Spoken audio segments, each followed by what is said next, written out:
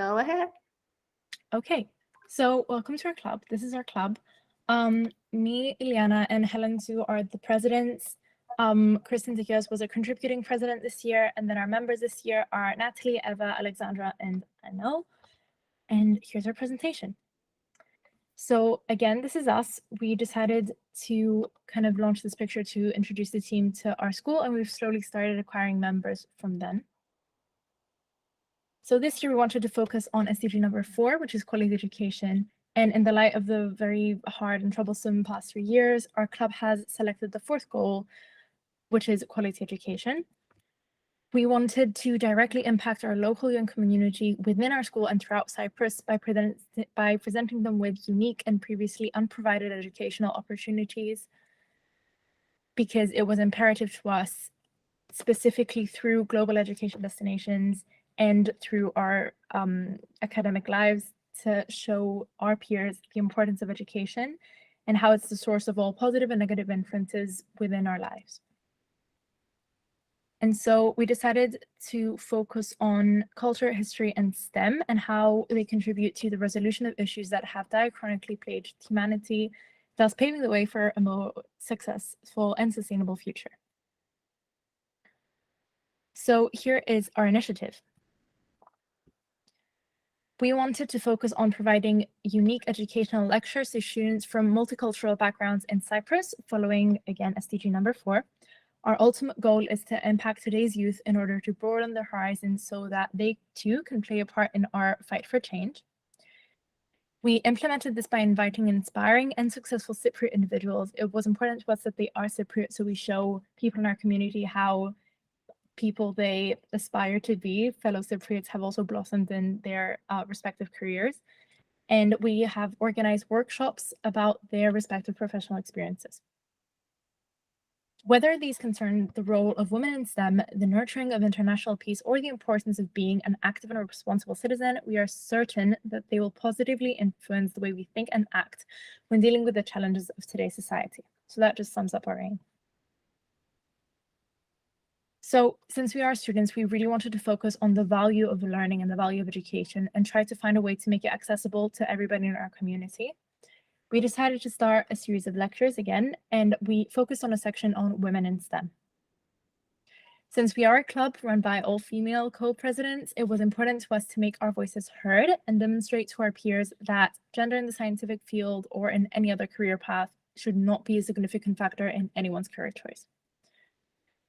So especially because we live in the 21st century, gender discrimination because of a lack of education should not be acceptable. And so knowing what to expect through education could change images like these on the right to these.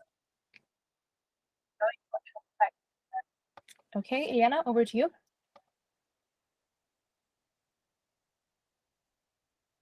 Not sure if you can hear me. Okay. So I'll present the section of presentation regarding women in STEM. Yeah. Can you hear me? Yes. Our first lecture was titled Exploring Computer Science from the Words of a Female Tech CEO. We invited Dr. Maria Terzi and myself, as well as Eva, one of our members, had the honor of interviewing her, an ex-Google software engineer, as well as CEO and co-founder of Malloc, a Cypriot piracy startup, who eloquently spoke about the role his startup will play in monitoring and preventing spyware from recording or transmitting data without a device user knowing, in especially complex scenarios.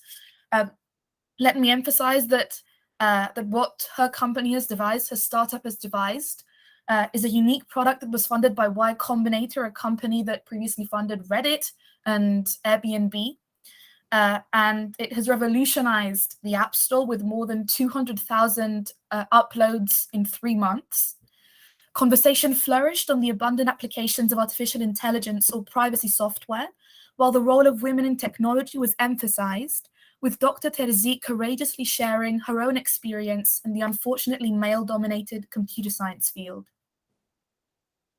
Finally, remarks were made on solutions that can be found to combat the lack of female recognition in STEM, not only by turning to law and legislature, but to the influences education initially instills within youth. And we not only mentioned solutions of this, but we had the privilege of listening to stories that Dr. Terzi spoke to us about, notably one during her first ever computer science lecture at Cambridge, where a boy came up to her and told her to go and paint her nails and asked her why she was present within the lecture hall. Our second lecture was focused on the realms of space from the words of Analogue Astronaut Eleni Charitonos. It was our utmost honor to welcome the first Cypriot Analogue Astronaut, Eleni Charitonos, to our school, who presented her inspiring journey to all Year 9 students, more than 100 people, including staff members who were excited to meet her, emphasizing the crucial role of women and girls in STEM.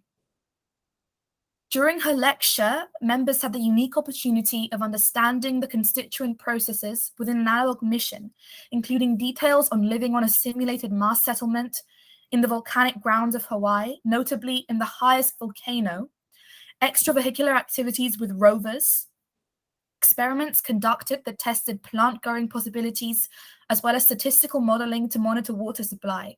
And one experiment that people seem to enjoy was the use of male and female urine to grow plants on an analog mission, which will be used in the Mars settlements in the future, because this was actually a collaboration with NASA.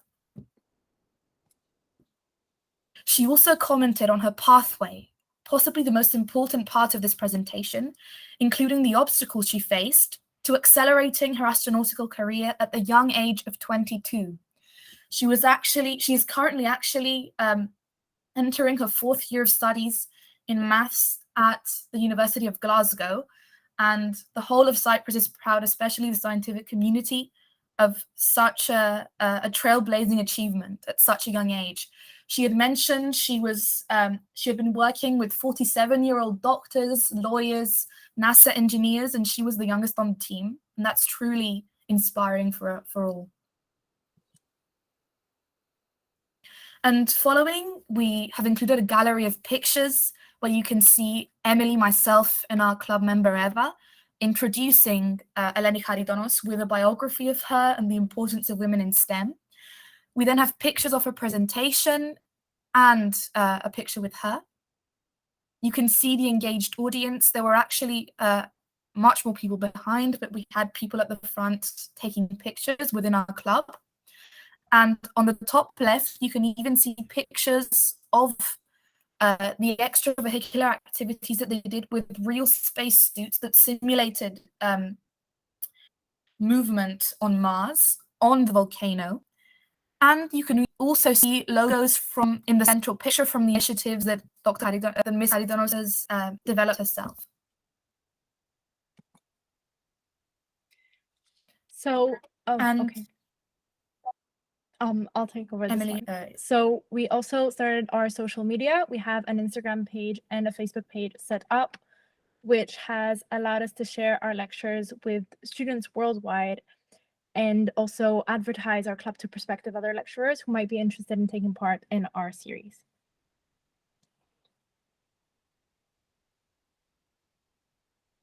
Again, this is our layout. We have an inclusive and unique logo, which is actually both our school logo and the Global Destinations logo combined.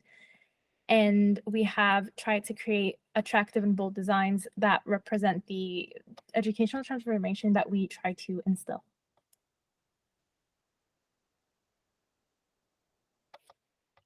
Iliana, over to you. Mm-hmm.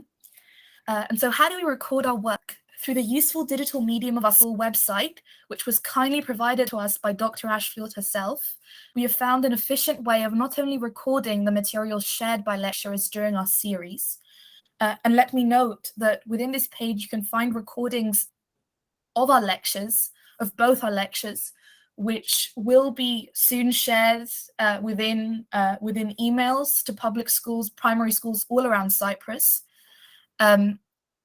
But simultaneously within this webpage, we share reflective information, something which experienced educational professionals have advised us is crucial in reaping the rewards of an effective educational process.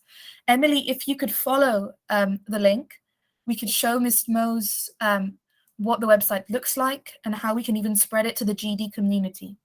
If you go to Senior School and then Student Groups at the top, yes, you can very easily find the BWB Club by clicking the button at the top right. And as you can see, we've included our aim. As you move below, you see an introduction of our lectures, and this is our first lecture with Dr. Maria Terzi.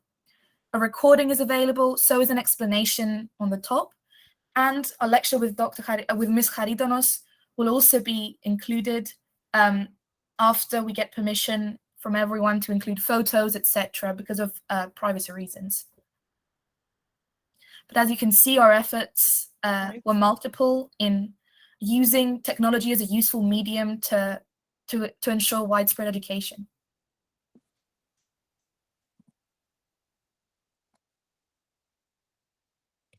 So I'll take over. So we have also set ourselves some goals for the next academic year and have developed a structure so that we are more organized as a club. We have decided to assign a social media manager since we are growing on Instagram and Facebook. We want a person in charge of contacting schools and getting permissions for upcoming possible lectures and events.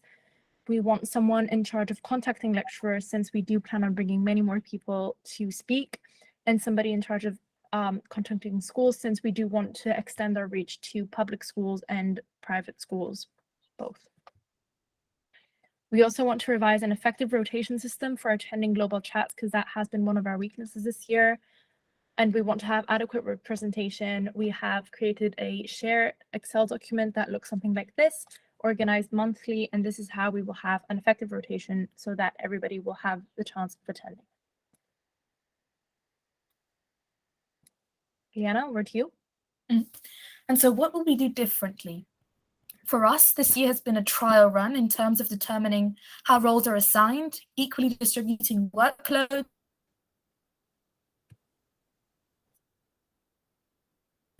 and finding systems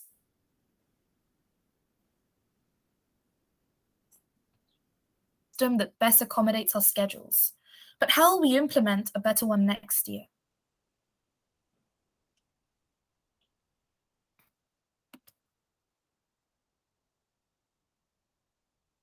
Emily, can you hear me? I'm not able to see the next information. Thank you.